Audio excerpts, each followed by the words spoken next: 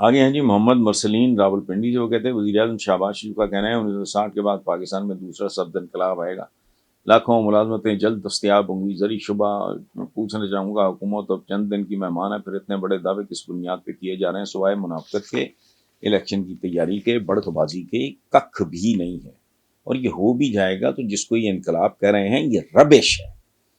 جو یہ کہہ رہے ہیں وہ کئی سال سے ہمارے بارڈر کے پرے ایسٹ پنجاب میں پریکٹس ہو رہا ہے۔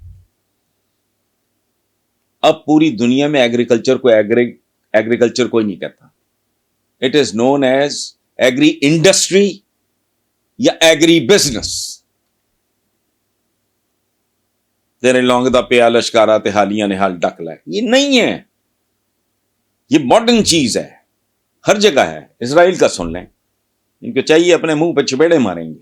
اسرائیل میں نے ان کی پرائم منسٹر کی تقریر وہ ٹہل کے کر رہا تھا اپنی کامیابیاں اور یہ اور وہ، تو ایک بات اس نے کی مجھے وہ ہانٹ کرتی ہے اب بھی۔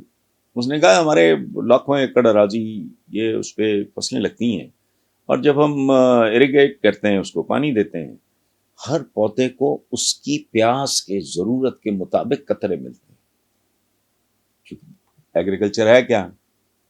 ایگریکلچر تو زمین ہے اور پانی ہے اور بیج ہے، بیسیکلی باقی دیکھ بھال یا جو اسٹڈی۔ تو اس لیے یہ ٹوٹل ٹوپی ڈرامہ ہے۔ یہ ان لوگوں کی تاریخ کیا ہے؟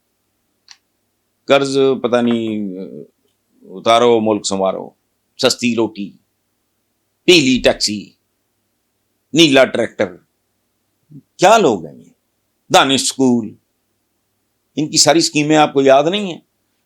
اس میں ایک بہتری کا چانس ہے، ان کو توپ نہیں ہے، پھر بھی فوج کی اگر پارٹیسپیشن زیادہ ہوئی تو یہ نسبتاً شاید بہتر۔ ادروائز بات آپ کی ٹھیک ہے، بنیادی طور پہ تم 4 دن کے مہمان ہو، الیکشن میں تمہارا چانس کوئی نہیں، چانس ہوا تو دھاندلی کی وجہ سے ہوگا، دھاندلی ہوئی تو پھر اس کے بعد جو قیامت آئے گی، سال میں آئے 6 مہینے میں آئے، پھر دیکھنا ہوتا کیا ہے۔